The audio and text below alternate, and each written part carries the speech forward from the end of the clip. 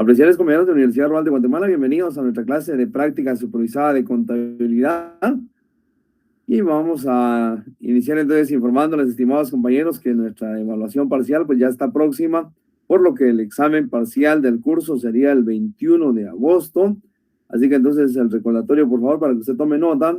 El 21 de agosto tenemos entonces nuestro examen ya de primer parcial, para que por favor usted pueda tomarlo en cuenta.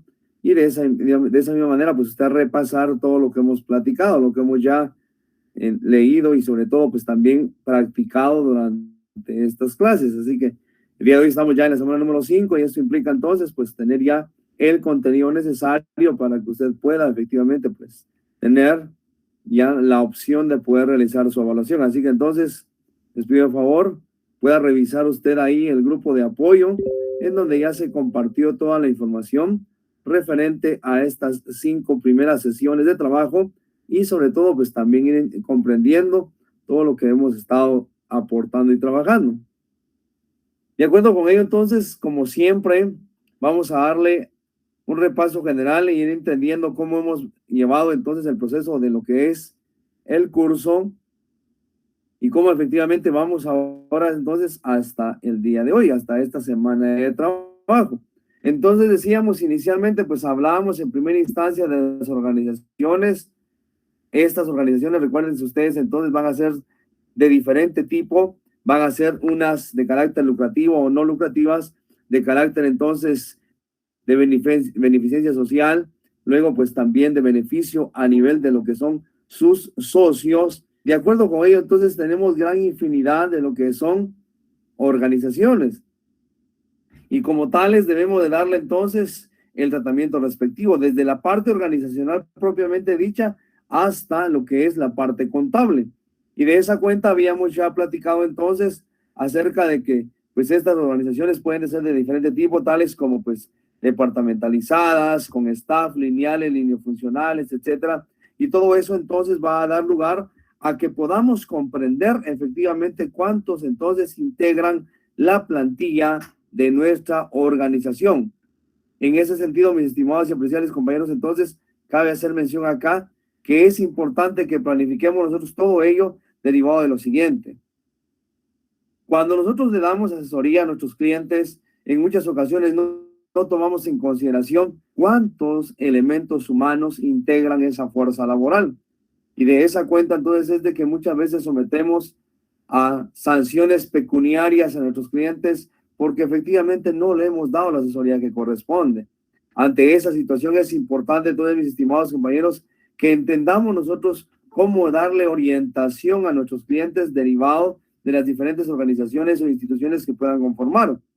En este sentido, recuerde usted entonces, la ley orgánica del ICS establece que con 3 trabajadores en adelante existe la obligatoriedad de inscribir al patrono para que efectivamente pues, le brinde la seguridad social a sus trabajadores. Sin embargo, repito, cuando nosotros no damos esa asesoría, entonces el patrono no sabe, incumple en esa parte y caen en sanciones pecuniarias. Lo mismo sucede con la contratación entonces de hasta de 10 o más trabajadores, en donde debemos de contar entonces con un reglamento interior de trabajo. Sin embargo, ni nosotros mismos conocemos qué es un reglamento interior de trabajo, ni entonces podemos orientar de esa manera así al contribuyente. Entonces, por eso es importante que todo ese bagaje de conocimientos que usted vaya acumulando a lo largo de su carrera, pues hoy lo integre a ese proceso formativo, a ese proceso de orientación, a ese proceso de la práctica propiamente dicha, y no es solamente una práctica que nos lleve de la contabilidad. Recuérdese que esta praxis es la que usted va a realizar durante todo su proceso, es su modo de vida, su medio de vida para hoy en adelante. Y de esa cuenta entonces entender que efectivamente todo el proceso que usted va a llevar debe ser de manera técnica, de manera entonces legal. Ante esa situación, recuerdes entonces es importante, por favor, poder orientar ese proceso. Entonces, contar con reglamentos de trabajo, llevar nóminas, libro de salarios o nóminas, qué obligaciones tiene usted, llevar contabilidad completa o no contabilidad completa. Recuérdense quiénes están obligados a llevar contabilidad completa. Le invito, por favor, para que lea el Código de Comercio. Y entonces se tipifica quiénes deben de llevar contabilidad completa y quiénes no. Sin embargo, en muchas ocasiones yo he visto a muchos contadores, inclusive pues a algunos colegas en donde pues se van solamente por la parte tributaria, Por ejemplo, en el caso del pequeño contribuyente, que ellos hablan, el pequeño contribuyente sí no tiene la obligación de llevar libros y compras del pequeño contribuyente. Exacto, eso lo dice el artículo 49 de la ley del IVA. Pero recuérdese usted que es para efectos tributarios y la contabilidad no solamente es tributaria, recuérdese que la contabilidad es administrativa también. Y recuérdese que la contabilidad, si nos vamos a la acepción, a la concepción de lo que es contabilidad, es la producción de información financiera expresada en unidades monetarias. Y entonces, si nos va a llevar esta información expresada en unidades monetarias, tomar una decisión, ¿qué decisión vamos a considerar? Sin embargo, repito, es importante que nosotros podamos establecer acá cuál es el mecanismo o las obligaciones de nuestros contribuyentes, de nuestros usuarios, de nuestros clientes. Por eso es sumamente importante que usted pueda considerar. Entonces, hablamos inicialmente de estas organizaciones, cómo entonces desde su organización, desde la figura gráfica que va a contemplar este ente, esta institución, debemos de considerar si tiene 1, 2 o más o 5, 10 trabajadores, y entonces si está departamentalizada, cuántos trabajadores o laborantes tenemos por departamento, y entonces qué tratamiento se le da a eso. De esa naturaleza también es que platicamos desde el inicio, espero hayan asumido ese reto y que lo estén trabajando, y de cualquier forma pues también orientar el proceso en el grupo de apoyo que tenemos para que podamos resolver dudas si las hay. En torno a la conformación del expediente, decíamos, esta actividad paralela, hoy por hoy no tenemos una práctica propiamente dicha en donde usted tenga que estar de manera presencial 200 horas efectivas de trabajo y presentar informes de avance, presentar las planificaciones que ya hemos platicado y que también vamos a seguir viendo el día de hoy en relación a la parte administrativa de la práctica. Sin embargo, se les propuso una actividad paralela para que usted pueda, más que realizar el trabajo, usted pueda comprender, analizar y entender el proceso de un contribuyente. Puesto que les decía, asesoramos mal y muchas veces pensamos que tiene que ser un profesional del derecho que tiene que dar esa asesoría, cuando nosotros muy bien también consideramos apoyar en esa parte a nuestro cliente. Tal es el caso y de repente alguno de ustedes tiene esa experiencia, de repente pues nos la comparte por ahí. Sin embargo, en muchos lugares de trabajo se cae a la simulación del contrato de trabajo. ¿Por qué? Porque le pide al trabajador, y repito, posiblemente muchos de nosotros hemos pasado por eso, estamos pasando, o si no, pues la idea es aprender, en donde pues nos solicitan la extensión de la factura por los servicios que estamos prestando. Sin embargo, entonces, existe un horario, existe una relación de dependencia, es una dependencia continuada, le dice el Código de Trabajo, y entonces, al querer desarrollar acciones distintas en ese horario que nos están exigiendo, entonces viene el patrono y se molesta, básicamente termina rescindiendo nuestras labores, de nuestros servicios profesionales. Pero usted está contratado como servicios técnicos, en su momento ya como profesionales vamos a tener una relación laboral a nivel de lo que son prestaciones de servicios profesionales, y por lógica usted va a tener que facturar sus servicios, pero eso no da lugar a que usted no tenga entonces un horario de trabajo. Sin embargo, repito, se da la simulación de contrato porque usted tiene un horario de trabajo, o sea, está bajo la dependencia continuada, que son entonces elementos básicos que van a conformar un contrato de trabajo. Luego se viene entonces ya un problema legal en donde ya se lleva entonces a instancias de inspectoría de trabajo, inclusive al juzgado de trabajo, y entonces el patrón tendrá que demostrar que efectivamente pues eso pactó. Sin embargo, como no hay contrato de trabajo, vienen las sanciones pecuniarias. Entonces la idea es ir conociendo y fortaleciendo el proceso desde que inicia. Iniciando vamos a saber dónde lo vamos a conducir, y si no, hacer usted un análisis de todo el proceso que lleva la empresa, que usted me va a decir, mire, es que a mí me contrataron y ya la empresa existe, excelente. Sin embargo, haga un análisis de todo el proceso, y para eso hemos mencionado técnicas, hemos mencionado herramientas que a usted le van a permitir obtener información. Entonces vea usted cómo efectivamente existen distintas y diversidad de necesidades en nuestros clientes, y que por lo tanto debemos de tener la capacidad de orientarlos. Si hacemos un buen proceso, si hacemos una adecuada orientación, lógicamente vamos a cobrar por los servicios, pero más que eso, vamos a lograr retener a nuestro cliente, y eso va a hacer que efectivamente pues tengamos una oportunidad de seguir laborando y seguir orientando ese proceso tal y cual es. Pero repito, descuidamos muchas veces la parte organizacional, la parte administrativa, y nos enfocamos solamente a la parte contable, pero esto es integral. Recuérdese que la contabilidad no va a existir sin la actividad administrativa y viceversa. Va a ser concatenado, este proceso integral. Sin embargo, para que éste sea uniforme y sobre todo para que mantenga información fidedigna, usted debe de elaborar entonces procesos adecuados para que la información efectivamente esté en ese momento. Luego, hablábamos entonces también acerca de cómo es que estas diferentes organizaciones van a tener propietarios o propietario. Y entonces hablábamos de los contribuyentes individuales y de los contribuyentes jurídicos o sociales. De esa cuenta, el artículo 2 del Código de Comercio establece entonces qué hace y quién es y a quién se le cataloga como contribuyente, que puede ser de carácter individual o puede ser también a nivel social.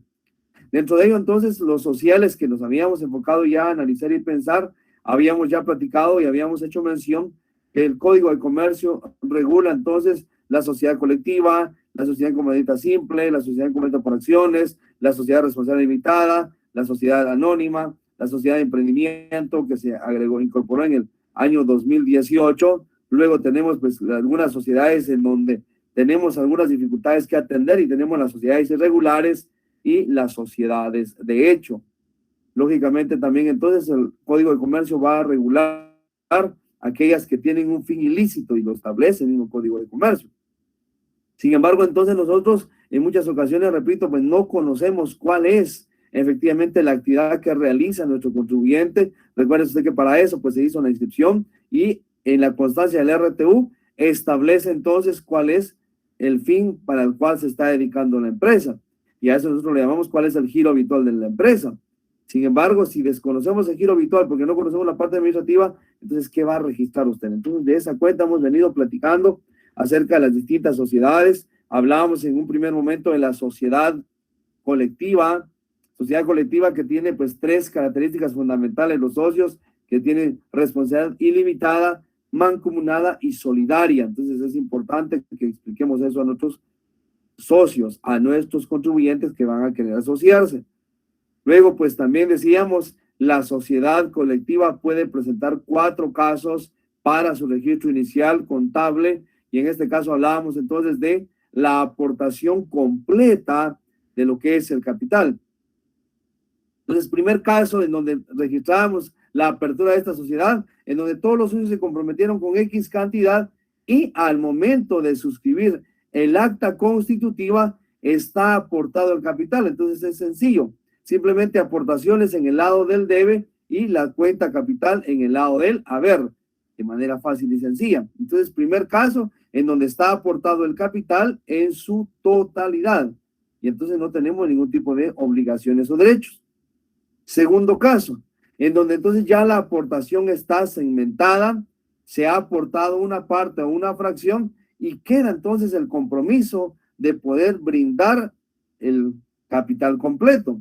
Si usted se comprometió con 100 quetzales y ahorita solamente aportó 75, recuérdese que usted tiene entonces un compromiso por 25 quetzales que hacen falta para completar ese capital.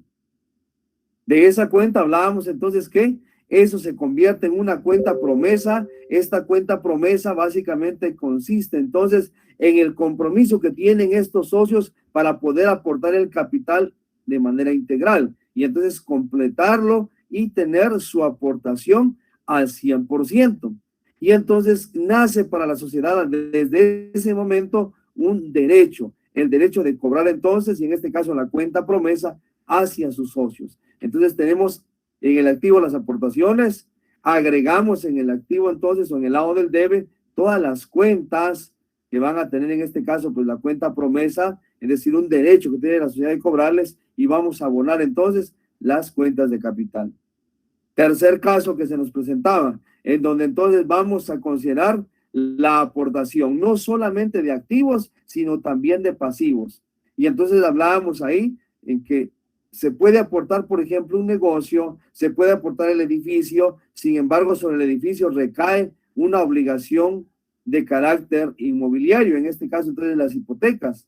Está hipotecada, vale 100,000 quetzales, por ejemplo, pero se debe todavía 25,000. En realidad, la aportación no es de 100,000, en realidad la aportación son de 75,000, porque tenemos 100,000 en aporte propiamente del activo, pero tenemos una obligación de 25,000, quedando esto entonces una diferencia de 75,000. Ahí es donde tenemos entonces la apertura de una sociedad colectiva que efectivamente cuente entonces con un capital, pero que a la vez cuente también con pasivos u obligaciones. Nace debiendo esta sociedad. Luego hablamos entonces del siguiente caso, y en el caso en donde vamos a tener una pérdida o una ganancia de capital al momento de iniciar el proceso, y recuerden ustedes, de ahí platicábamos acerca del descuento de documentos, y entonces al descontar un documento, usted va a tener que efectivamente pues considerar que va a pagar una tasa de interés. Entonces esa tasa de interés es la que le van a retomar a usted o le van a considerar para que usted pueda entonces efectivamente considerar esta cancelación o este traslado, esta cesión de derechos de los documentos que usted está presentando. Eso lo que platicábamos recientemente entonces, y luego platicábamos y vamos a darle continuidad al día de hoy a lo que es la sociedad en comandita simple y sociedad en comandita por acciones. Recuerde usted que ahí tenemos dos tipos de socios para que se puedan recordar, por favor. Tenemos el socio comanditado y el socio comanditario. Dígame usted o tómeme su micrófono. Por favor, dígame usted, ¿quién es el socio comanditario? ¿Cuál es la característica del socio comanditario? ¿Y cuál es la característica del socio comanditado? ¿Cómo hacemos entonces para diferenciar esto también en la parte contable, que hoy lo vamos a ver? Sin embargo, decíamos la semana anterior entonces que hay dos clases de socios, los comanditados y los comanditarios. Entonces, repito, escríbame usted en el chat o habilíteme su micrófono. ¿Qué otro nombre recibe el socio comanditado? ¿Se recuerda? ¿Qué otro nombre le damos al socio comanditado? ¿Qué prohibición tienen los socios comanditarios? Es importante que podamos ir aprendiendo esto para que se nos pueda ir entonces quedando y por supuesto entonces darle pues el debido tratamiento que se merece. El día de hoy entonces vamos a darle continuidad a eso que hemos venido platicando. Vamos a hablar acerca del reglamento del ejercicio de la práctica supervisada propiamente dicha, esa de manera presencial. Hoy por hoy usted lleva una actividad académica que le va a generar a usted simplemente pues conocimientos y, como les comento, esa parte paralela que se les dio para que usted pueda también cotejar esa realidad con la práctica y la teoría que usted está desarrollando.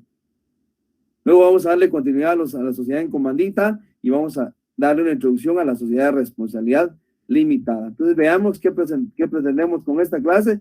Establecer la normativa que regirá la práctica supervisada de contabilidad, dejando concretizado que en el respectivo reglamento de la práctica misma. Entonces es importante acá que cuando se realiza la práctica propiamente dicha, esa relación directa con el estudiante y su realidad circundante, entonces sí exista una reglamentación respectiva. De acuerdo al reglamento tenemos entonces algunas atribuciones de los estudiantes, que en este caso es asistir y cumplir con las actividades programadas por el docente y permanecer en ellas durante el tiempo que dure la práctica. Número 2, participar activamente en la etapa de reconocimiento del área de trabajo, elaborando un diagnóstico que permita al practicante realizar su plan de trabajo. Y más que eso, chicos, es que, por favor, cuando usted va a la práctica, es importante, y no solo porque sea una práctica supervisada, sino que usted va a la praxis de su trabajo, a la praxis ya de su ejercicio profesional.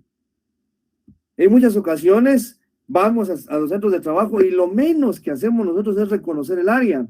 ¿Y por qué es tan importante reconocer el área? Estamos nosotros en una zona tectónica en donde entonces constantemente hay movimientos sísmicos. Guatemala no escapa de eso. Ahora, ¿sabe usted por dónde va a evacuar? Si hay un incendio, ¿va a evacuar dónde? ¿Cuál es la ruta a seguir? Estábamos en una oportunidad en un edificio de 3, 4 niveles y entonces decía, bueno, ¿para dónde agarramos ahora? Y todos directamente pues al barandal, a la parte que da hacia la orilla de las oficinas.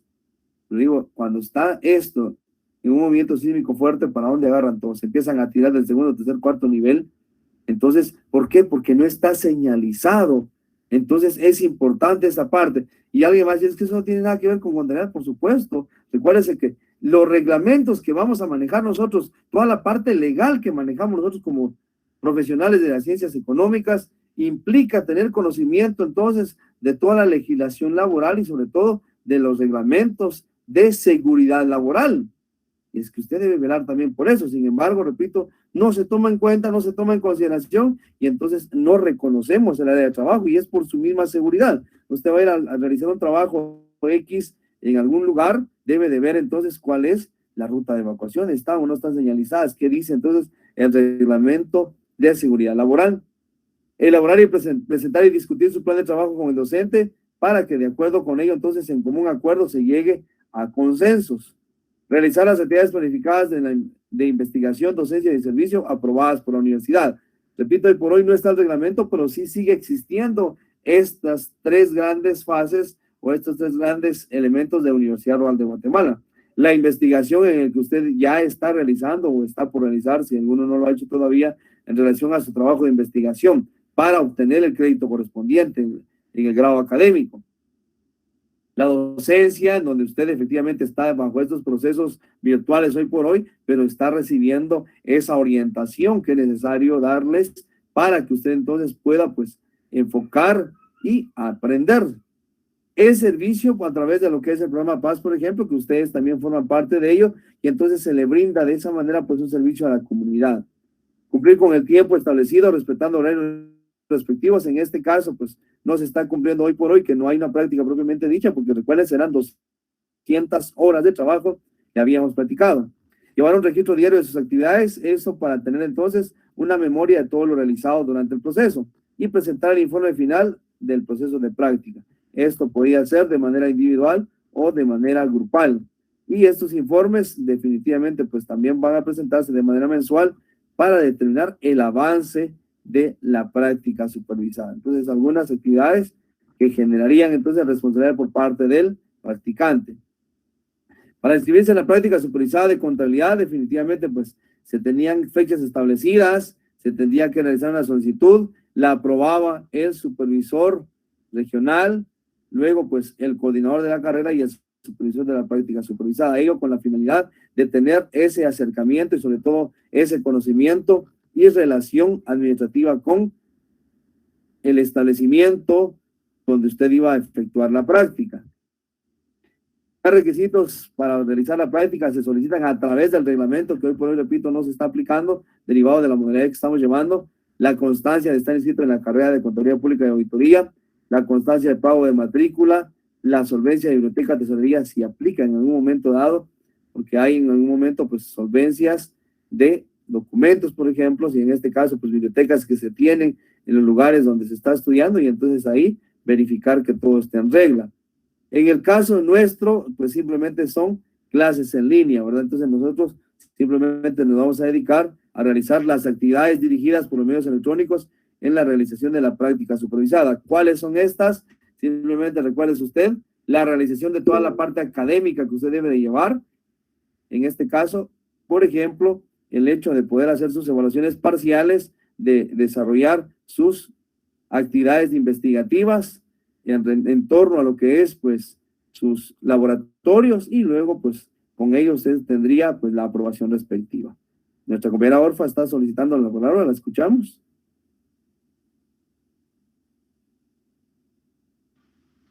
Buenos días, licenciado.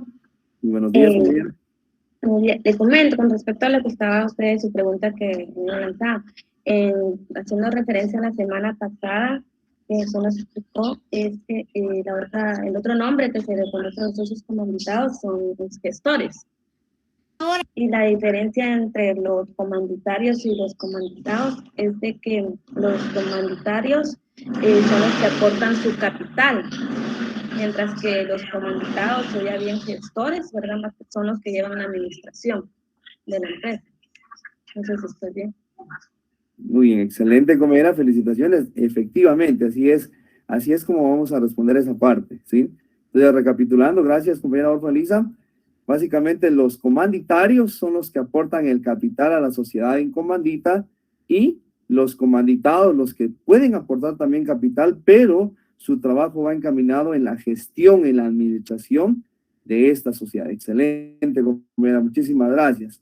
Entonces, tomando esta parte, decíamos, las clases en línea básicamente pues llevan un proceso académico totalmente diferente y en este caso, entonces repito, es específicamente el que usted pueda realizar sus actividades académicas. Ya platicábamos al inicio, recordarles que el 21 de agosto ustedes tienen entonces su primer parcial, esa es parte de las actividades académicas en línea que hoy por hoy pide Universidad Rural. Luego pues la realización de sus laboratorios también que ya se están programando. Luego, pues, el segundo parcial y el examen final. Y con ello usted estaría aprobando, ¿verdad? Y aparte, pues, la asignación ahí de la ponderación del programa Paz. Sin embargo, repito, como actividad paralela, pues se les pidió esa parte para que no solamente sea académico, sino también sea algo que pueda servir a ustedes de praxis para recordar todo el proceso que usted ha venido elaborando durante su proceso de formación académica. De acuerdo, cuando se realiza entonces la práctica supervisada propiamente dicha, tenemos entonces que elaboramos en primera instancia un plan de investigación y de trabajo, el trabajo de campo, que es básicamente las 200 horas de trabajo en el que usted iba a la empresa y de esa cuenta obtener información. Luego el trabajo de gabinete, que no es más que la realización del informe, que no es más que efectivamente el trabajo de sentarse, usted a analizar los datos recabados en el trabajo de campo. En el trabajo de gabinete, pues simplemente es un trabajo de oficina, pero requiere análisis, requiere interpretación, requiere entonces la evaluación de los datos obtenidos y con ello determinar efectivamente si se alcanzaron o no los objetivos planteados. La revisión de informes, entrega y presentación del mismo, que se programa entonces en su momento cuando se hacía, y por supuesto la presentación del informe que decíamos inicialmente puede ser colectivo o individual. Entonces, puede usted presentar esta parte de acuerdo al proceso que llevamos. Hoy por hoy no se está realizando, sin embargo, ¿qué se les pidió, mis estimados y apreciables compañeros? Que por favor ustedes pudieran en conjunto, de ser posible, pues por afinidad, ya sea por sede, ya sea porque se conozcan, etcétera, hacer ese proceso que se les planteó al inicio de poder elaborar ese expediente contable y con esa parte, pues usted ir aprendiendo.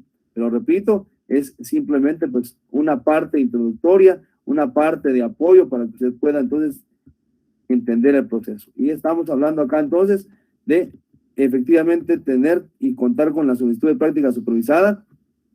Esta se hace pues básicamente para que se tenga esa relación administrativa directa con lo que es la entidad a la que se va a ir a efectuar la práctica supervisada.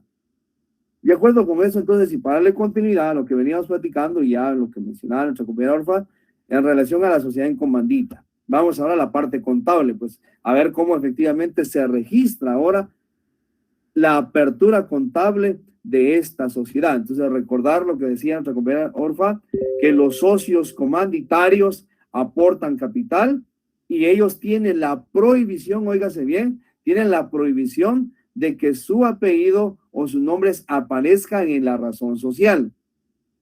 Una sociedad en comandita es personal, o sea, es una sociedad de personas, cuando es una sociedad en comandita simple, porque entonces aparecen los apellidos de los socios, pero solamente van a aparecer de uno o de varios socios gestores o administradores, no así los socios comanditarios. Los comanditarios aportan el capital y se lo delegan. Recuérdese usted que cuando hablábamos de comandita, viene entonces del término encomienda, o sea, encomendar, el que yo le esté encomendando algo, en este caso el dinero, al gestor. Dice entonces, supongamos que el señor Armando Guerra es un comerciante establecido ya desde hace varios años y está bastante acreditado. Como dicho, el señor desea ampliar el radio de acción de su negocio y no cuenta con el suficiente capital. Para ello se aboca con el señor Armando Bronca Segura y le propone que juntos formen una sociedad en comandita simple para tal objeto. El señor Guerra tendrá el carácter de socio gestor, que es el propietario del negocio que se va a convertir en sociedad, y por lo mismo será el encargado de administrar la empresa. El señor Bronca Segura, en su carácter de socio comanditario, solo se compromete a aportar capital. Entonces vea usted la diferencia nuevamente entre socio comanditario y socio comanditado o gestor. Ese que el socio Guerra actuará como gestor, también aporta capital y será el que resulte de su balance practicado a la fecha. Entonces, al cierre de esta empresa de carácter individual, al cierre de este negocio individual, entonces él realiza un balance general, pero solicita que se le dé un 10% sobre el mismo, el cual se va a convertir en la plusvalía o crédito mercantil. Entonces, en este caso, un 10% de valor agregado a su negocio. ¿Por qué? Él lo hace simplemente por el hecho de que ya está acreditado, él ya sabe que va a funcionar, no necesita entonces buscar clientes porque ya tiene la acreditación correspondiente y entonces el socio Bronca Segura sabe que su capital va a ser redituado. ¿Por qué? Porque ya se tiene entonces un lugar en donde se está realizando esta actividad mercantil. Dicho balance entonces queda de la siguiente manera al momento del cierre de esta entidad individual. Veamos entonces, tenemos en mobiliario y equipo 40,000, en bancos 50,000, en clientes 10,000, en mercadería 300,000, para un total de 400,000. Sin embargo, de eso, pues debe préstamos bancarios a largo plazo 40,000, a los proveedores 30,000, documentos por pagar 80,000, suma del pasivo 150,000, por lo tanto me queda un capital líquido de 250,000. Ojo entonces con esta parte. 250,000 que son el aporte de esta persona. El aporte entonces porque simplemente va a aportar lo que en realidad es de él, que en este caso es el capital. Sin embargo, ¿cuál es el requerimiento acá? ¿Se recuerdan? El requerimiento es que sobre su capital líquido se le reconozca un 10% para que pueda tener entonces un mayor reconocimiento. En este caso, pues a eso se le llama crédito mercantil. Entonces veamos, dice el balance anterior arroja un capital líquido de 250,000, pero como según lo convenido con el crédito mercantil de la negociación, que se estima que es un 10%, el capital entonces en este caso resultaría de 250,000 lo líquido más 25,000 quetzales del 10% del crédito mercantil, teniendo en consideración el socio guerra la aportación de 275,000, que se recuerde, se llama entonces fama del negocio o crédito mercantil. Por su parte, el señor Bronca Segura aportó en el acto todo su capital consistente de 250,000, depositando la orden de la Sociedad Guerra y Compañía, Sociedad en Comandita Simple, en el Banco Agromercantil. Entonces, vea usted cuánto es el capital de esta sociedad ahora. Tenemos 250,000 de socio Bronca Segura, más 275,000 del socio Guerra. ¿Por qué? Porque es el que está aportando su negocio y está exigiendo que se le pueda reconocer el 10% del crédito mercantil. Y entonces la otra persona sí acepta y entonces se hace la negociación. La peculiaridad del caso que estamos analizando entonces consiste en que ha surgido un valor intangible, que en este caso es el crédito mercantil, y que por lo tanto se convierte en un activo y que eso va a dar lugar a que se incremente la aportación del socio comanditado. Juntamente con el socio comanditario tendrán entonces un incremento en su capital. Entonces, ¿cómo queda la apertura contable? Dejaríamos de esta manera entonces. Bancos 300,000, clientes 10,000, mercadería 300,000, mobiliario y equipo los 40,000, crédito mercantil 25,000, proveedores 30,000, documentos por pagar que son las obligaciones 80,000, préstamos bancarios 40,000, guerra, cuenta, capital, tenemos acá entonces 270,000. Y si usted se da cuenta, en el debe tenemos el crédito mercantil de 25,000 quetzales, que fue lo que se está reconociendo al socio guerra. Ahora bien, contablemente, ¿cómo hacemos la diferencia entre los socios comanditados y los socios comanditarios? El comanditado, que es el gestor, lleva simplemente cuenta capital, mientras que el que es comanditario, el que está aportando el capital, se escribe su apellido y decimos su comandita, o sea, está entregando esta encomienda. Entonces su encomienda es para el señor Guerra cuenta capital, por eso tenemos ahí su comandita. Entonces ahí vamos a identificar quiénes son socios gestores y quiénes son socios que van a aportar capital, son socios capitalistas, en este caso el comanditario y el comanditado. Luego tenemos entonces otro ejemplo. Supongamos que se ha formado la sociedad Nova y Compañía, sociedad en comandita simple, para explotar una industria de aceite, siendo que los socios, los señores Nova, Méndez y Gómez, van a ser los socios. Entonces, veamos, dice, el primero aporta, el socio Nova, queda como gestor y compromete un capital de 120,000. El segundo socio, el señor Méndez, tiene carácter comanditario y compromete un capital de 150,000. Y el tercero, que también es comanditario, compromete un capital de 50,000. Entonces tenemos dos socios comanditarios y un socio comanditado, que es el gestor. Entonces, ¿cómo quedan las aportaciones? Veamos, el señor Nova, que se comprometió con 120,000, lo da en materia prima. El señor socio Méndez, que se comprometió también con un capital, lo divide en maquinaria efectivo en maquinaria 130,000 y efectivo 50,000. El socio Gómez con una patente de inversión de 50,000, para un total de 320,000. Sin embargo, el socio Nova es el que queda como gestor. De acuerdo con eso, entonces, veamos cómo queda la apertura contable. Caja 20,000, que es el efectivo, la materia prima 120,000, maquinaria 130,000, marcas y patentes 50,000. Nova cuenta capital 120,000. Y recuérdense que el señor Nova es el socio comanditado, socio gestor. Por eso lleva cuenta capital. Los otros que son comanditarios, entonces Méndez su comandita, Gómez su comandita, y en este caso tenemos entonces la aportación de cada uno para un total de 320,000. Entonces ahí estamos haciendo la diferenciación de los socios al momento de la apertura respectiva y sobre todo de la distinción de su aportación. Entonces, por favor, pido que le tomemos una captura de la siguiente información. Esperaría que le quede como ejercicio y que usted sí lo pueda realizar. Dice entonces, el señor Alan Brito Delgado es un comerciante establecido desde hace ya algunos años y está bastante acreditado, pero desea hacer una sociedad con el señor Alan Brown para ampliar su mercado, ya que no cuenta con el suficiente capital para hacerlo él solo. Así que después de un tiempo queda constituida la sociedad Brito y Compañía Sociedad en Comandita Simple. Aunque el señor Brito es solo socio gestor, también aporta capital y pide también que su negocio sea aceptado por un valor mayor que el que tiene en libros. Bueno, entonces tómenle usted ahí una captura para poder realizar el ejercicio. ¿Qué información nos proporcionan entonces? Aquí están las aportaciones. El señor Alan Brito Delgado aporta entonces en caja y bancos, clientes, mercaderías, vehículos, mobiliario y equipo, y luego tiene obligaciones con proveedores y acreedores. Entonces la idea acá es que usted establezca cuánto es el capital líquido, cuánto es el capital del señor Alan Brito Delgado. Y luego dice el señor Brito, es aceptado entonces su negocio en 130,000.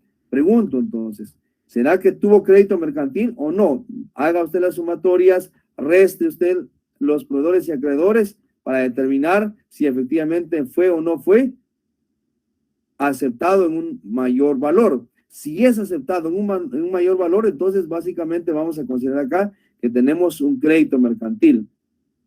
Por el otro lado, el señor Alan Brown, él aporta en efectivo 35,000, en mercaderías 15,000, en mobiliario y equipo 14,500 y en gastos de constitución, o sea, pues, él pagó la escritura constitutiva y los gastos para conformar esta sociedad 5,000 quetzales. Entonces vea usted, por favor, cómo es que están las aportaciones y de esa cuenta les pido, hagan por favor su ejercicio, tómenle acá una captura, haga usted ese ensayo para que le pueda servir a usted para resolver entonces situaciones de esta naturaleza. ¿Cómo quedaría la apertura contable?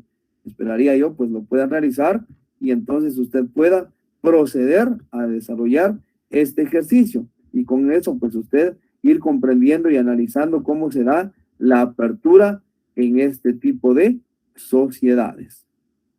Muy bien, entonces repito, espero que lo puedan ahí copiar por favor y poder resolverlo. De acuerdo con eso, entonces ahora vamos a hablar sobre la sociedad de responsabilidad limitada, que está regulada por los artículos 78 al 85 del Código de Comercio, el decreto 2-70. En esta sociedad, pues básicamente tiene también un carácter de personas. ¿Qué implica ser un carácter de personas? Una sociedad de personas es en donde se reconoce específicamente a la persona como tal, a los socios, y por lo tanto, pues ahí van a aparecer sus apellidos en este tipo de sociedad. La única situación va a ser acá que en el caso de la responsabilidad, porque eso va a diferenciar la sociedad responsable limitada con la sociedad colectiva, la sociedad responsable limitada, entonces, como su nombre lo indica, su responsabilidad es limitada y solamente se limita a la aportación, mientras que en la sociedad colectiva, recuerden ustedes, es ilimitada, es solidaria y mancomunada. Entonces, la responsabilidad es totalmente diferente, pero sigue siendo una sociedad de personas.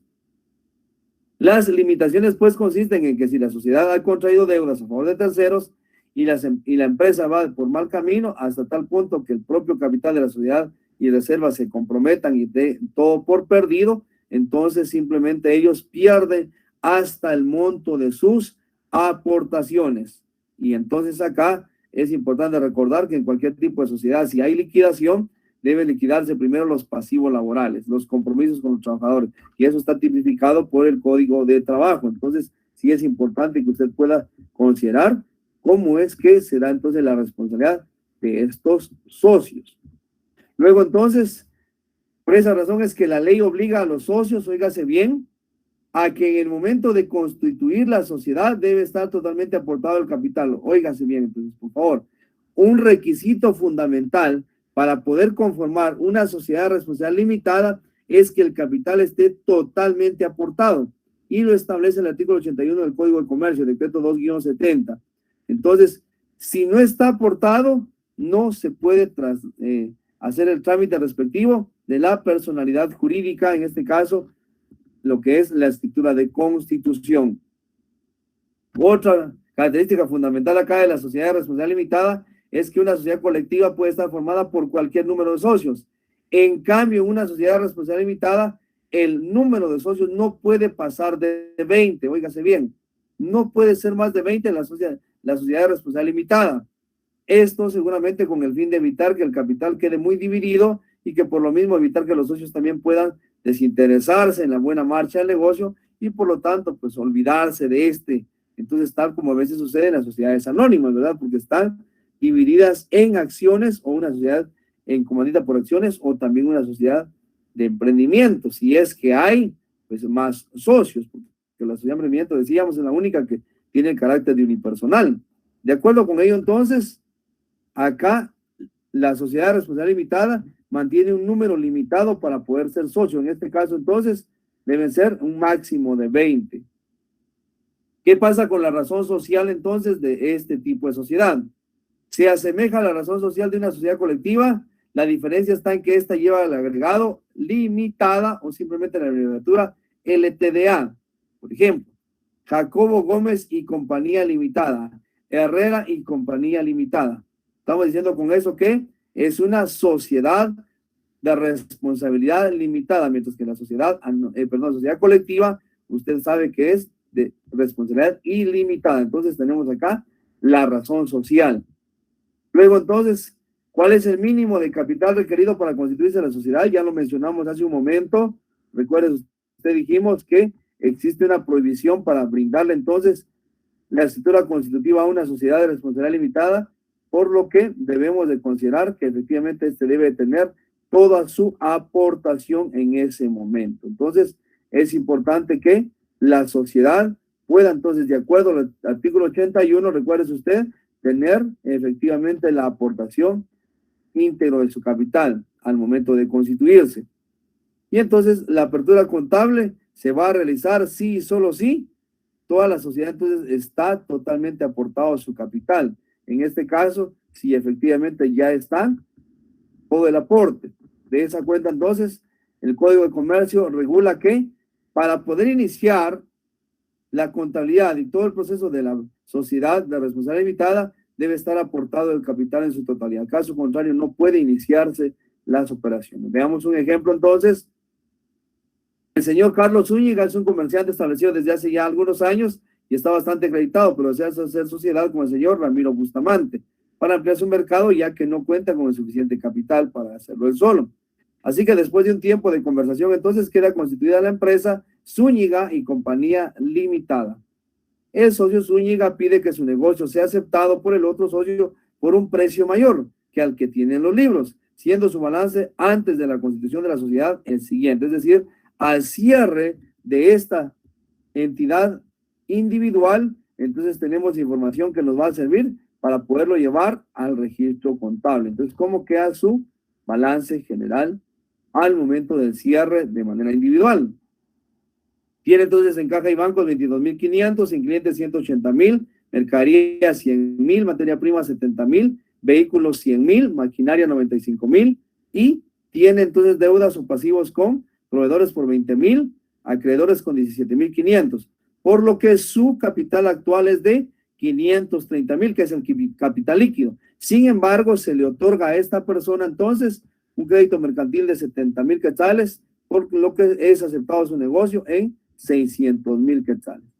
¿Cómo queda entonces en este caso la aportación del socio Bustamante? Queda entonces caja y banco 350.000, mercaderías 45.000, mobiliario de equipo 44.500 y gastos de constitución 10.000 quetzales. Y con ello entonces efectivamente ya tenemos la totalidad de las aportaciones y con eso nos va a servir para que podamos elaborar nuestra partida respectiva. Entonces, ¿cómo queda la partida respectiva? Tenemos ahí caja y banco 372.500 con la suma de las aportaciones de ambos socios, clientes 180.000, mercadería 145.000, materia prima 70.000, vehículos 100.000, maquinaria 95.000, mobiliario de equipo 44.500, gastos de constitución 10,000, y aquí es donde aparece entonces el crédito mercantil, que es básicamente pues el reconocimiento de la empresa del otro socio, con un valor de 70,000. Proveedores 20,000, acreedores 17,500, y al socio Zúñiga entonces se le acepta su negocio en 600,000, otorgándole entonces el crédito mercantil de 70,000 quetzales. Y el socio Bustamante con 449,500. Y ahí tendríamos entonces la totalidad de las aportaciones y la apertura respectiva. Entonces, mis estimados compañeros, tenemos acá las interrogantes, por favor, que nos ayudan a recordar lo que hemos platicado esta clase, y pues de esa cuenta realimentar. Les pido de favor pues la lectura constante del Código de Comercio para que usted entienda estas sociedades mercantiles, cuál es su funcionamiento y cuál es entonces la forma de tratarlas de manera legal. Muchísimas gracias por su atención. Nos estamos saludando entonces en nuestra próxima clase. Recordarles, la siguiente tenemos examen. Les deseo éxitos en sus actividades académicas. Espero puedan obtener pues una buena nota satisfactoria. Excelente, bendiciones y éxitos en sus actividades académicas.